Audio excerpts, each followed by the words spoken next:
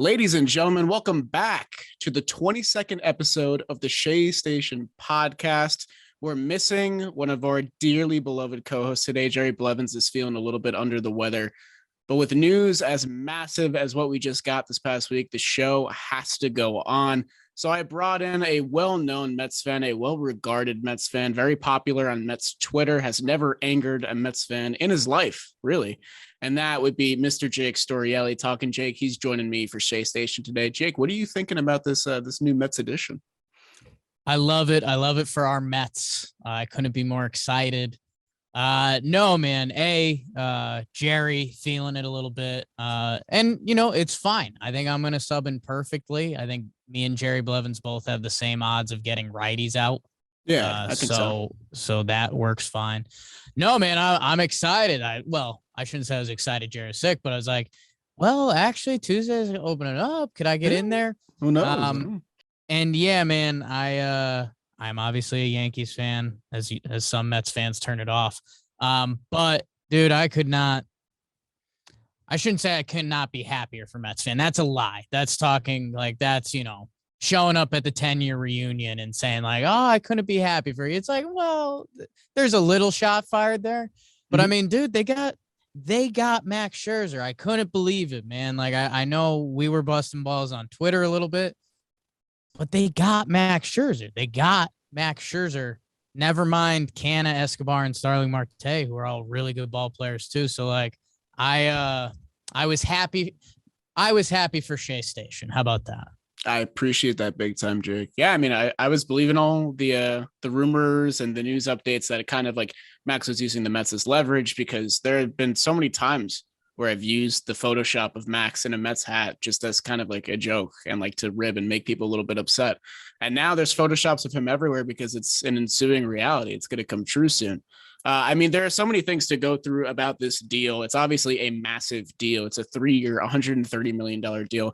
And this guy, has been consistently productive for the past 10 years, a top 5 Cy Young vote finisher those past 10 years besides 2020. And this instantly becomes a top 5 largest contract in Mets history, right behind Johan Santana, Jacob Degrom, David Wright, and then, of course, Francisco Lindor last year. But the craziest part to me is that it's by far the highest annual value of any contract signed ever, shattering Garrett Cole's record, which was just made just a couple of years ago. So it's really like kind of putting the foot down and showing that like there are 2 big payroll dogs in New York now. And I mean, we talked a little bit before the show about like what the Yankees are doing and what's stewing up over there. I'm sure there's a big contract in the works for somebody, but like, how is the uneasiness? Are you feeling spooked out yet? Or like, what's the deal? As a Yankee fan, I'm not scared. The Yankees are going to make something happen. It's just a matter of what, and like, it's jealousy of the party. I mean, so the Texas Rangers just went out and gave out almost $600 million in contracts. So like, as just a baseball fan in general, I'm scared of everyone else who's partying. That being said, the Yankees haven't started partying, and we know they're going to. They have to, man. They were tough last year. The Dodgers, like, look at the Dodgers starting 5 right now. Like the Los Angeles Dodgers are going to be making moves. The Red Sox.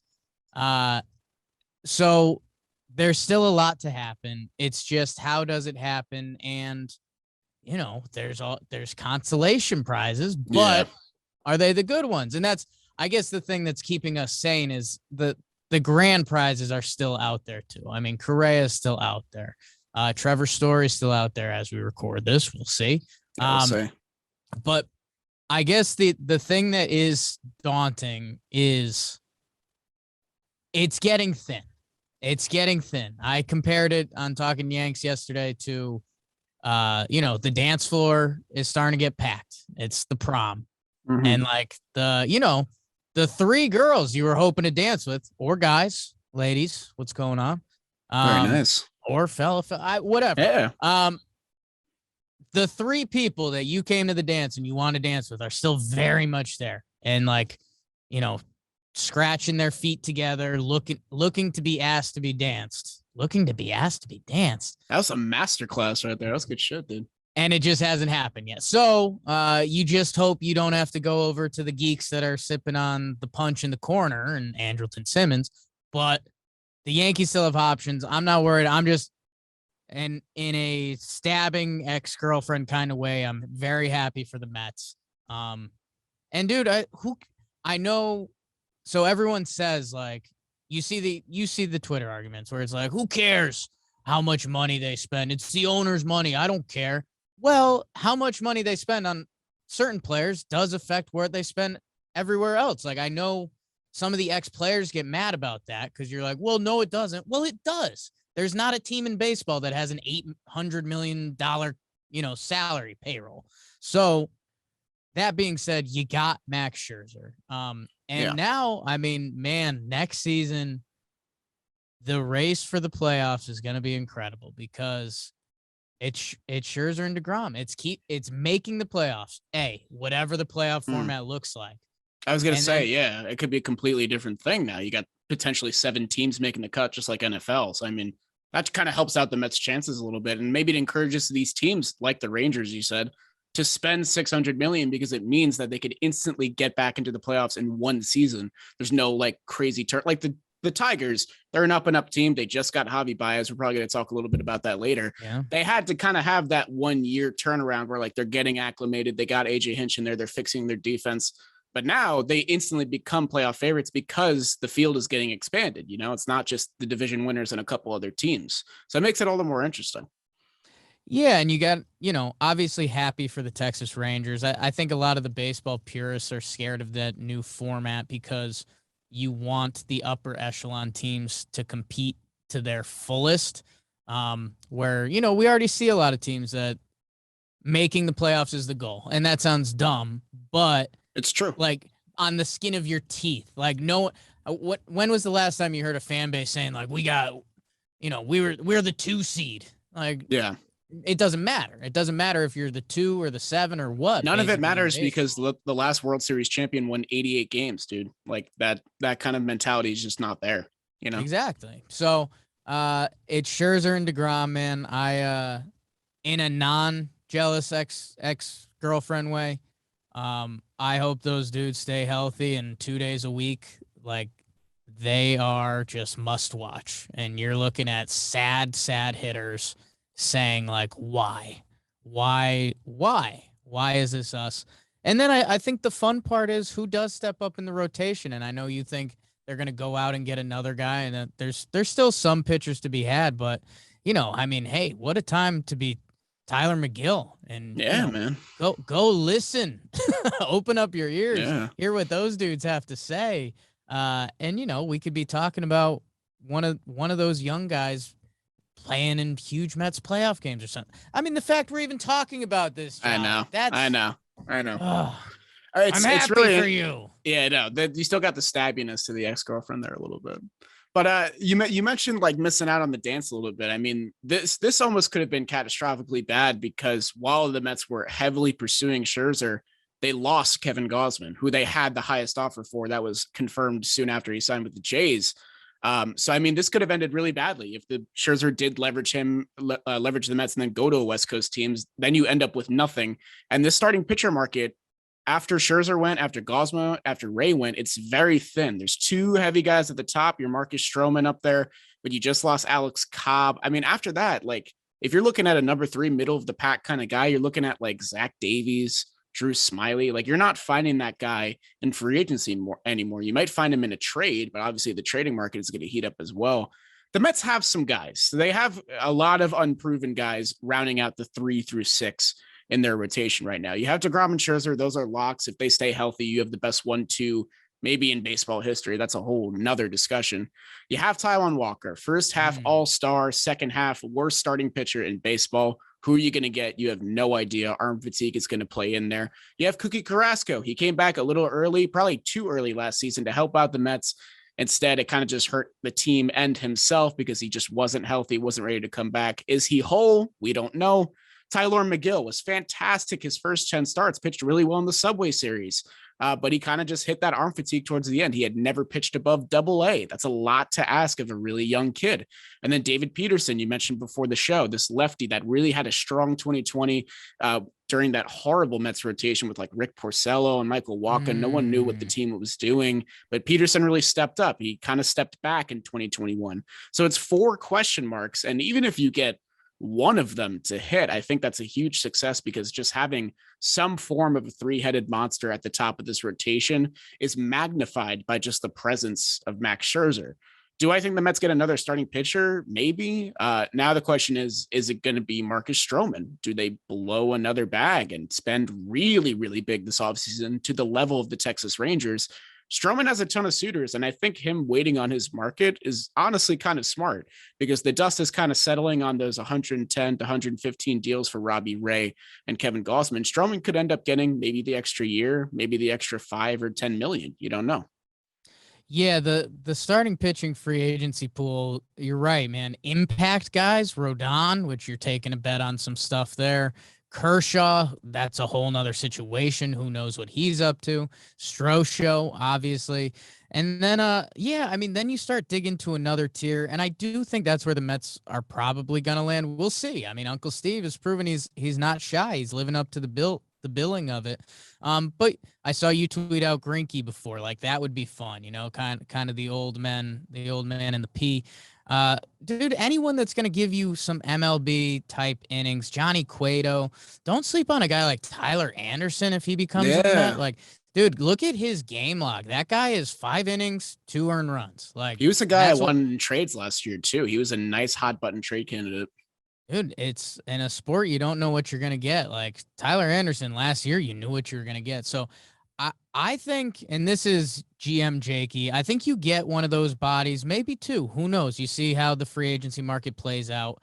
And like you said with Taijuan Walker, figure out what clicks next year. Whether one of the Mets young guys, Mcgill or Peterson, takes a leap, or if they're just pitching good in the second half. Same with Walker. Or, if you get a couple old guys and one of them is good enough for a game 3 type start, sure. I kind of want the Mets to load up the pen and go full plan around Degrom, Scherzer, Death Star mode. Yeah. And I think it's a good plan. Degrom, like, he didn't finish the year pitching last year. Like, you're talking about pitchers being worn out. He finished the year not pitching. Scherzer's getting up there in years. I would bolster this bullpen. Although, how long was Lugo out last year? He was out for a little bit, right? Lugo missed the beginning of the year and then a couple weeks during the season, but mostly was okay throughout like months 2 through 6. I would, like, if it was down to either Strowman versus a Zach Greinke and an impact reliever, I would go that route, because I would love, and I think I don't have to tell Mets fans, but like, save those starting pitchers. If DeGrom throws his 91st pitch and they've got a 4-run lead in July, don't be afraid to yank them. Like, go use the bullpen so when September or October comes around, they'll be there. Because, I mean, let's be honest, like, it's now on DeGrom and Scherzer, which they're awesome. They're as good as it gets in the sport, but if they're not healthy, then it's okay. Game 1, Mcgill. Yeah, that's what I'm saying. It's a really good point to make, because like, we're talking about how the starting pitcher market is thin. The bullpen market is not that thin. It's actually still pretty fat around the edges. A lot of guys haven't gone yet that are these relievers. And I think you're going to have to blow 120 mil on Stroh if you want him to come back. And like, what, if you do, you have the best 1 through 3 in baseball. I think that's pretty definitive. I don't think anybody rivals that. But at the same time, like, I think you're done spending after that. I think you've pretty much capped out. That's a lot of money to put into 1 year of a team, although there's longer contracts in between there. But if you go after like Zach Greinke and Rich Hill and you get the old men in the rotation, I think that'd be a lot of fun. But like, there are guys that you could trade for Craig Kimbrell. You could sign Jake Diekman or Andrew Chafin, who both had great years last year, to replace the Aaron Loop void. I definitely think that prioritizing bullpen is smart. And I think, you brought up that hypothetical with like yanking DeGrom in July. Like, the manager wears that for a night, but in the long run, that's the kind of thing you want to see. You want to see your manager and your coaching staff protecting its players, especially after the team last year that showed a lot of promise, at least pitching wise, just fell apart on its head because of injuries. And like, you can categorize that as freak accidents or happenstance, but at the end of the day, there is a source for all these things. It goes back to something, and it's mismanagement in general. So, I mean, there are great ways to spend your money. I would much rather see the Mets spread it because, I mean, the first spree of signings was Canna, Escobar, and Marte. And the combination of those three contracts equivocates to one Michael Conforto. That's the Mets spreading their wealth and getting a bunch of pieces instead of one key impact piece. And I think that can help them, man. Depth is key in this league. It's becoming the way of the game. And that's, I mean, outside of Scherzer, Degrom, as you said, have an argument for the best 1-2 punch in baseball history. The Mets depth, man, that's what I love. And baseball is figuring itself out between the DH and, basically they got rid of baseball benches a little bit in the AL because you just stacked as many pitchers as you could. Dude, the Mets bench right now, as it's listed on Fangraphs, is Guillorme, who I love. I think he's probably best fit as a 10th, 11th man on the lineup. Yeah. But if Guillorme's starting a game, you don't feel bad about it. Like, you're going to get at bats. Meanwhile, JD Davis, like, hey, we'll see if the DH spot comes in. Like, it definitely is. Everyone says it is. I think JD Davis can hit. I don't think that's ever been the problem. Jeff McNeil didn't watch too much of last season. Wasn't pretty. I know. I loved Jeff McNeil before last season. We'll see if he got fixed or if he was hurt or what happened. And then, dude, Big Dom Smith. So, like, that's a bench currently. And, okay, so they add the DH and you got a Dom JD platoon. That's pretty nice. Or Robinson Cano. He might slip in there. They're currently set. And I guess spinning it back to everyone's favorite, the Yankees right now, they're still waiting to ask who's going to dance. They don't have any depth right now. Like the Yankees, I'll click over just because I think the people will be entertained by it. Because, again, I just said Dom Smith, who coming off of 2020, people were arguing he was a top 5 young hitter in baseball. People were arguing he should be starting at first base every day too, like with the DH coming or whatever. Right. So right now the Yankees bench is Jose Peraza, Estevan Florial, and Andujar. That's how it's listed. A lot of positions there, but that's not enough. That will change. Yeah. But the Mets already have this, so they can sit and you can game plan. And if you add the DH, I already talked about the platoon and everything. Mm-hmm. I love their depth because injuries are so prevalent across all sports. Like, there's got to be science studies that we're pushing the human body too far, and that's why if your body doesn't look like Wade Boggs or George Brett, it's harder to play 150 games. But yeah, that depth is so important. You just find yourself so many days when you look at half an MLB lineup and you're like, what are we doing? That's what I'm saying about the Rangers, man. Mets have a lineup and a half right now. Yeah. I mean, like, the Rangers, they spent big. They got maybe the best middle infield in baseball, but like the rest of that lineup is like bare bones. There's nothing there. And there's especially nothing on the bench.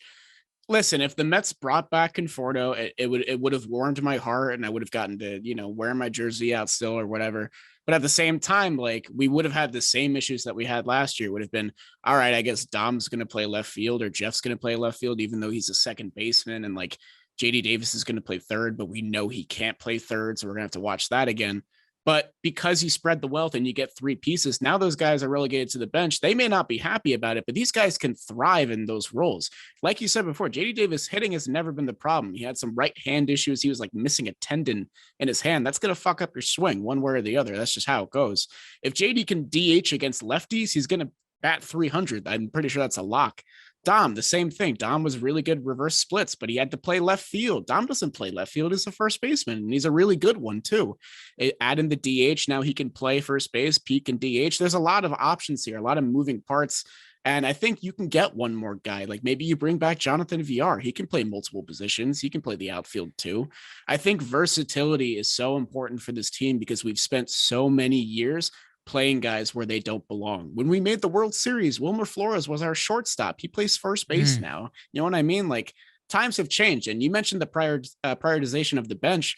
The Giants had a 6-man bench, and that worked really well for them, man. They had still had a solid bullpen, a solid rotation, but because they had 6 guys on that bench and could do whatever they want with their lineup, they were constantly a threat on offense. And I think that's the direction that this team is going in. Maybe they're missing one piece still, but I really like the way this offense looks right now.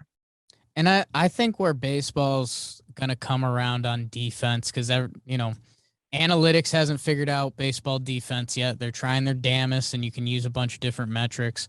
Eddie Escobar, I think he is going to be every Mets fan's favorite player. I'm super biased. He was my favorite player to watch. Like, just if you flipped on a random game, Eddie Escobar always catches my eyes. I call him 5-tool light.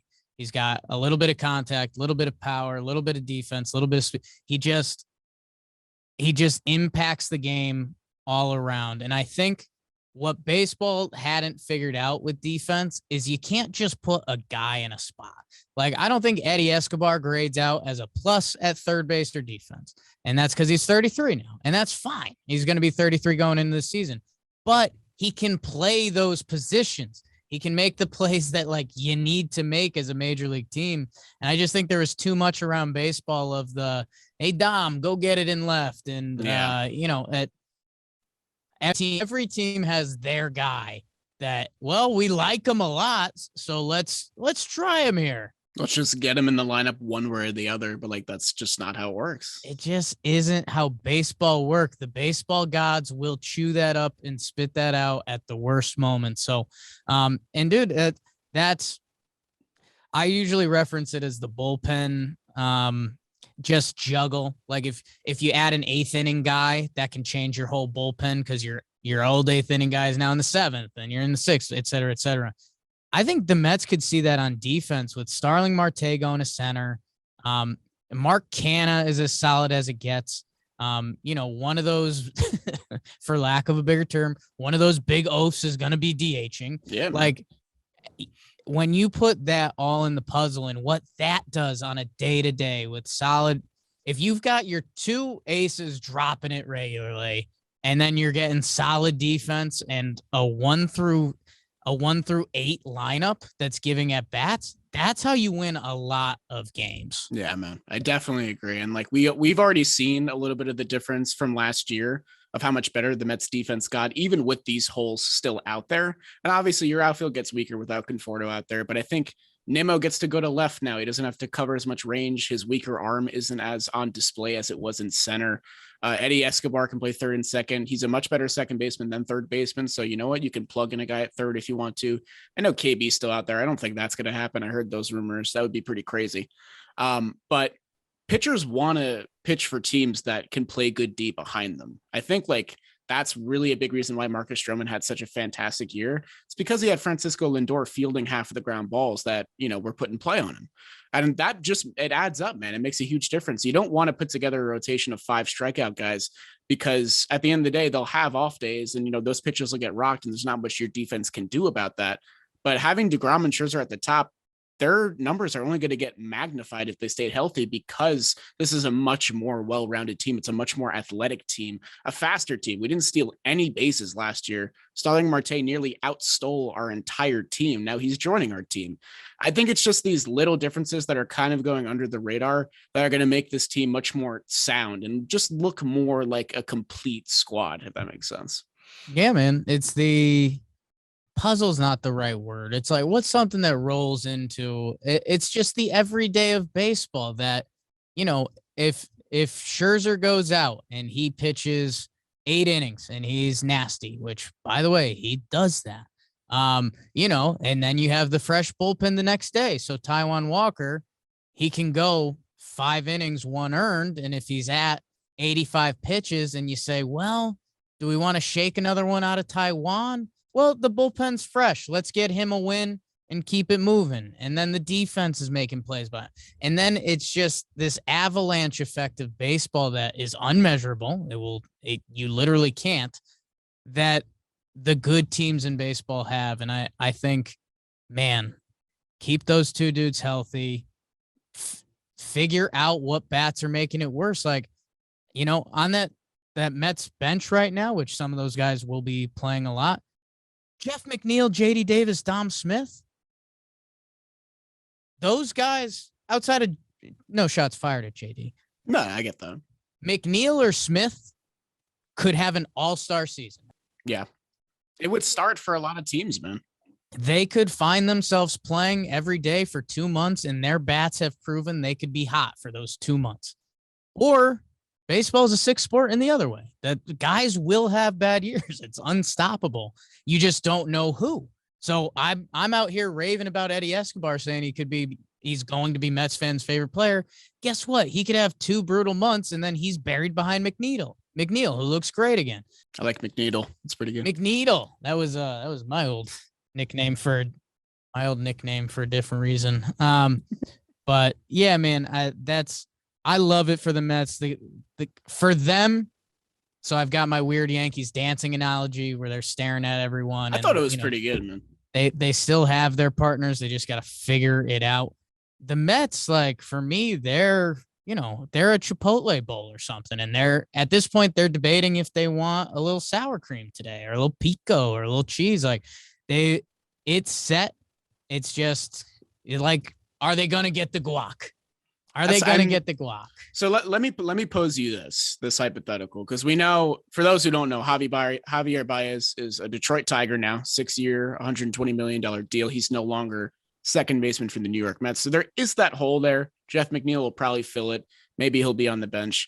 You got a little bit of dough left to spend, and the Mets have displayed already that they know how to spread it well and build some depth on the team. So you said you're prioritizing a bullpen guy, maybe. So I'm asking you, if you can get one more bat and maybe one more arm, who do you think fits on this team the best? And I can go before you to give you a little bit of time, if that's cool with you. Yeah, run it. All right. So I think that Eddie Escobar, he's a nice fit at second base, but you can also throw McNeil there. I think the Mets need to look for one more guy that is going to be this like universally versatile kind of guy. The easy answer here is Chris Taylor, but obviously Chris Taylor has that fat price tag, and I'm sure teams like the Yankees are going to be in on him just because every team should be in on Chris Taylor. He's a postseason performer. He plays 5 positions. He has plenty of experience. It's a no doubter, obviously. I think the Mets probably go back and give Jonathan Villar a call. I think that's probably a smart idea. He played second, third, short, and center field for us last year. He's going to be coming off the bench again, but when he was a starter, he was pretty fantastic. I'm not going to lie. He had his, shortcomings, a lot of pick-off moments and stuff like that, but, he's still a good ball player. Over in the arms, I don't think you're going to get Marcus Strowman. I think the Mets fans, we've spent big, so now we want to continue to spend big and continue making noise and have those nights that go up to 2 a.m. where you're refreshing Twitter, waiting for news. Every night can't be like that. I think the Mets get some sort of number 3 starting pitcher in that rotation. They've already been rumored to be targeting one more guy. I personally think I would like Zach Greinke. I know it's another older guy, but I just think the wisdom that can be passed on to the younger guys is substantial there with those 3. Does Zach like the New York scene? I don't know. We'll see. And then in the bullpen, I don't think a trade for Craig Kimbrell is in the cards. I think that's going to be the Phillies' move just because they haven't done much yet, and I think they need to make a high-impact move. I think an Andrew Chafin or a Jake Diekman, get another lefty in there, get another short-handed reliever, so you have 4 at your disposal, and Trevor May, Edwin Diaz, Seth Lugo, and whoever you add. I think if you do those things, even 2 of those things, this is officially like an A+ offseason for the Mets. I have good news for you. It's already an A+ offseason. Yeah, I think so anyway. You got Scherzer, and dude, we didn't talk about Starling Marte too much. Measure center fielders against other center fielders. I say that a lot on Talkin Baseball. It's a different position. There's not a lot of good ones right now, Dude, it kind of hurts my heart. The two positions I'm most attached to are center field and third base. Third base is in this golden era. It's beautiful. Go look at all the third basemen on the West Coast. It's like gross. Center fielders are thin, man. It's like Brian Reynolds, Starling Marte, Cedric Mullins, Trouty, Cedric Mullins, and Trout was hurt. But like, it would shock you. Springer, we'll see if he's playing center. Anyways, Starling Marte is going to be an impact signing. first couple years, interested to see the later years. I think we That's all true. are, but Yep. who cares for now? Anyways, yeah, man, if I'm the Mets, you're in bed with Edwin Diaz. Like he's the closer. That's it. He's like, there. He's not going anywhere. I wouldn't even, well, any team wants Raisel Iglesias, but like, I wouldn't even want that to become a conversation. Like Edwin Diaz, his stats are nasty. When he's right, he's nasty. And I think the Mets have prioritized not giving up that draft pick. So I think Raisel is like out of the equation. Yeah. Like guys I would be interested in for the Mets, Colin Mchugh, who had a really big year last year, and he can pitch multiple innings. That's the kind of Tepera. I'd have to look at his game log a little bit and see what kind of multiple inning usage he has. But I guess that's what I'm saying, to get through a baseball season nowadays. And we kind of saw it with the Red Sox in their playoff runs. If you can have pitchers just go, okay, so again, I'll paint the picture. It's August. Scherzer just dropped it again. It's, it is 6-1 in the 6th inning over his Nationals. A little redemption game. I like it. If you can go to a guy like a Colin McHugh and hell, ride out the game, that changes your bullpen. You just gave everyone else a day off. McHugh, we'll see you in 3 days, but you just gave the rest of the bullpen an off day. Like, I think guys like that are going to become more and more impactful. And I'd be really interested to see his price tag. He's 35. He did have a really nice year last year. But yeah, give me a guy like that, because I think it'll make the bullpen have more of a punch, and B, I think it'll save the guys in the rotation that are the guys you need to save. So yeah, it would be a guy. How about Colin McHugh? Greinke's so funny to think about with the Mets and that crew. Which makes no sense in New York, but I would absolutely love it. There'd be such good screenshots of him just like kind of looking lost and scared. Dude, where are Mets fans at with VR? Yeah, man, it's conflicting because a lot of people have just attached it. Like we had that bench mob era of the guys really stepping it up that were in AAA that kind of just carried the load. And VR was like the forefront of that, man. He was the first one that got thrust into action pretty much. And the thing I remember a lot about his 2021 season, because, he came back at the end, but just as everyone got back, just as we got back Michael Conforto and JD Davis and Dom Smith back into the regular lineup, that's when VR went on the IL. He played literally until he got injured, filling in for these guys. And I think he won over a lot of Mets fans. You look at his stats and they're good. He was an above average offensive player. He had some defensive shortcomings, got picked off a lot. But in terms of the image to Mets fans, I think some sort of continuity is important between seasons because we are entering a new era of Mets baseball a little bit. Michael Conforto is probably not going to be a Met anymore. You're saying goodbye to some of these other guys. Noah Syndergaard is gone. That era of the 5 horsemen is dead completely, except for Jacob Degrom. So I think some sort of continuity between these seasons would be, something valuable to the team. And this would not be expensive for them at all, considering what they've spent. I guess, man, Jonathan VR. Jolly, I know, so these people probably have no idea. You do some videos on the internet about baseball players. Dude, Jonathan VR, since 2015, he's got a 99 OPS plus, which you say, okay, so that's a little... He's average. There you go. Average. But guess what? He's stolen 197 bags, and he plays all around the horn. So, again, everything I said about depth and value, if the Yankees signed Jonathan VR tomorrow, I would be stoked. So I guess to that, yes, Mets fans, if Jonathan VR came back, be happy about that. Hell yeah.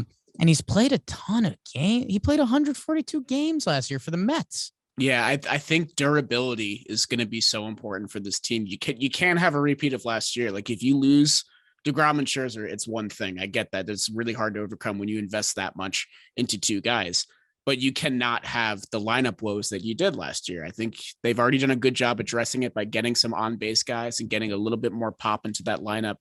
but you need guys that are going to stay on the field. You can't go reaching into the AAA bag again and pull out a Jared Eichhoff or a Brandon Drury and play them every day when you're in a playoff race, man. Even if there's 7 spots, you can't take that for granted. And I think, Steve Cohen is learning a little bit of a lesson here. I think Billy Epler has already learned that lesson with the Angels that, the bottom drops out quick, man. Dominoes tend to fall, in order. So I'm hoping that, the Mets get a couple more pieces to back up these guys. They already have decent backup, but even more is just going to make me feel comfortable, So how about this? I'll pose this to you. Let's say the Mets offseason is an A currently, which again, I think is lowballing it because you got Max Scherzer. What would be the only things to happen to keep it at an A? Like if this is it, like I guess if they don't sign anyone, there would be a little bit of you going to spring training. It's like, yeah, I just thought we were going to get, another starter, another review. Yeah. Or I guess is there, and the other question, which is really tough to pose because I don't want it to come off as a shot at a player, but like, is there a rumored name out there that would be like, I don't think that's what we want. I don't think that's the fit. Okay. Yeah. No, I get that. I don't think it's necessarily a shot. I just think, it's like, yeah. Okay. So like, obviously like we started the show by saying like, like fans shouldn't care about how the owners spend their money, but like, there is an investment there. Like I do give a shit about how Steve Cohen is going to blow $130 million on a player. I get that part of it. I don't think the Mets should offer somebody another contract in the hundreds of millions. I don't think any more of these contracts should exceed 3 years. I get making a splash, and I think the Mets have become an instant playoff contender with these moves. That doesn't necessarily mean that we need to bust our entire load on this offseason because there are nice classes coming up too. Granted, maybe some aspects of them aren't as strong, like the starting pitcher market or what have you, but I think the Mets have done enough to prove to people that they're a serious team. You can continue your LOL Mets. Some Mets things are bound to happen. Someone will get fired. It's just the Mets way. But in terms of like what you've done this offseason, you're at an A right now. I think all you need to do to get to that next level is to just, sprinkle in a little bit of seasoning. You don't have to go insane. Water the plants a little bit. You don't need to plant an entire another bush next to the bush you've already planted because that one looks great. Just put some flowers around it. That's all you really need to do. So I think depth and like a bullpen piece, and I think you're golden. Man, we between metaphors, planting, Chipotle, dancing. Jake, you're rubbing off on me, man. Any other you wish? Hey, come on now. It's a family show. No, I mean, and that's I guess the one thing I think I could shake you on that standpoint. Well, I guess you did say $100 million. If we made it 20 million, like you wanted something under 20 million per year, I think Chris Taylor is the only one I could really shake your nest at with that. But the one I truly would have loved was John Gray, but he went during the Max sweepstakes, and I know that they wouldn't have got Max if he wasn't their only laser focus. So it's an understandable shortcoming, but he would have been such an ideal number 3, not only because of his upside, but for the potential for him to learn from Degrom and Scherzer, who everyone who has pitched for the Mets has noted Degrom as like a person of wisdom. We interviewed Drew Smith on the show a couple weeks ago, and he told us, like, I know it's a cliche, but you can learn so much by just watching him every day and like what he does, that kind of thing. Yeah, and that's man, John Gray, Rangers. That's the one they really snuck that one under everyone. 456. That's like nothing for him. That was my going away statement on that. Was like at a fan of any team would like that. They're like, yeah, sure. John Gray, every team should be in Colorado. Okay, why not? We'll see if it works. Good. Go Mets. Harvey's a free agent. Go get him. Go get Bart, man. 50-year-old Bart. I am. You've talked me into the old man Mets. Give me Rich Hill. Give me Gringy. Like, I just think it would be fun, man. We'll make some shirts of them with like that's free merch. Stuff. Yeah. Hey, speaking of merch, people watching on YouTube, you see my Shea Station tee, clean as always. They got them in gray and black. But we also just threw on a couple of Mad Max shirts in honor of his signing with the Mets. So if you go to shop.jomboymedia.com, head over to the Shea Station chat.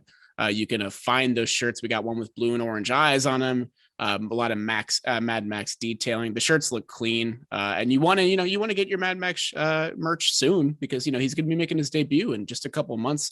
I'll be at his first game, April 2nd. Hopefully, that's going to be his first game, unless he gets opening day, which we didn't talk about actually. Is Jacob Degrom still your opening day starter, right? Interesting. Following up on before, Rich Hill, Oliver Perez, and J Happ. To the Mets official. Yeah, it's gonna be. I'm interested to see how they do that because Scherzer's a sick puppy. You don't want to hurt feelings, This is DeGrom's house. I mean, there's part of me that obviously loves them being gentlemen and like Scherzer's like your team, your opening day. Part of me loves DeGrom turning to Scherzer and be like, you've also earned this and you're right. Part of me wants them to like compete at Mets spring training for opening day. That's what I'm saying because it's against the Nationals, man. That's like it's more spice to it, Like Max might want that game. You know what I mean? That's so fun. That's such a dumb, useless, fun conversation. But that's what baseball and podcasting is all about. So I agree. All right, Jake, what do you say? Let's go Mets, babe. Let's go Mets, baby. That's what I say every episode of this show. Of course. Guys, thank you for tuning in to the 22nd episode of Shea Station. Jake, thank you for filling in for our guy, Jerry. Everyone send Jerry your love and your good feelings because he's feeling a little bit under the weather, but he'll be back. He'll be fine. He's Jerry Blevins. Come on. It's Jerry effing Blevins. But yeah, guys, that'll do it for this episode. We'll see you sometime next week, probably when we're locked out to discuss probably nothing. But we'll figure out a way to make it entertaining. Yeah. Oh no. But if you're a Mets fan, you got plenty to think about for the next 2 months. If you're a Yankees fan, sorry. Just debate the opening day starter for 2 months. Yeah. There you go. It'll be an endless debate. Just keep going. Yes. All right, guys. See you soon.